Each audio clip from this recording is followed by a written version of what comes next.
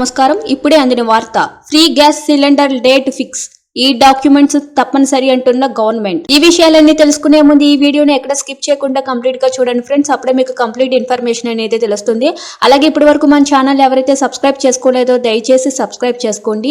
అదే విధంగా లైక్ చేయడం మాత్రం మర్చిపోకండి. ఇంక వీడియోలోకి వెళ్ళిపోదాం. ఆంధ్రప్రదేశ్ లోని అధికారంలోకి వచ్చిన కూటమి ప్రభుత్వం ఎన్నికల సమయంలోని ఇచ్చిన హామీలను ఒక్కొక్కటిగా అమలు చేస్తుంది.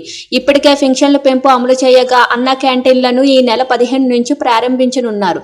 అయితే సూపర్ 6 పథకాలకు సంబంధించిన ప్రభుత్వం కసరత్తు చేస్తున్నట్లు తెలుస్తుంది.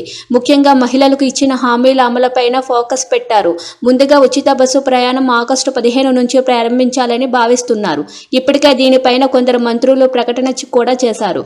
అలాగే ఆడబిడ్డ నిధికి సంబంధించి కూడా ప్రభుత్వం కసరత్తు చేస్తున్నట్లు సమాచారం. ఈ హామీలతో పాటుగా మహిళలకు ఇచ్చిన మరో హామీ ఏడాదికి 3 ఉచిత గ్యాస్ సిలిండర్లు. ఈ పథకానికి సంబంధించి ప్రభుత్వం విధి విధానాలను రూపొందించే పనిలో ఉన్నట్లు తెలుస్తుంది. రాష్ట్ర వ్యాప్తంగా 1.30 కోట్ల తెల్ల రేషన్ కార్డులు ఉన్నట్లు గుర్తించారు. వీటిలోని దీపం పథకానికి అర్హులైన వారిని గుర్తించేందుకు అధికారులు కసరత్తులు చేస్తున్నట్లు సమాచారం. ఒక ఇంట్లో ఒకటికి మించిన గ్యాస్ కనెక్షన్లు ఉంటే పథకం వర్తించదని తెలుస్తుంది.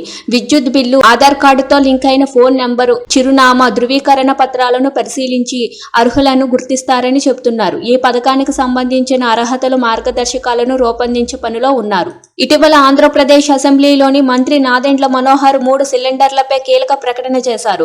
రాష్ట్ర ప్రభుత్వం ప్రస్తుతం ఉచిత గ్యాస్ సిలిండర్లను అందించడం లేదని 2016 నుంచి 2024 వరకు ప్రధానమంత్రి ఉజ్వల యువజనం పథకం కింద కొంతమందికి ఇస్తున్నారని తెలిపారు. కేంద్ర ప్రభుత్వం PMUI పథకం కింద మొదటి ఉచిత LPG కనెక్షన్ సిలిండర్లు ఇస్తున్న విషయాన్ని గుర్తు చేశారు.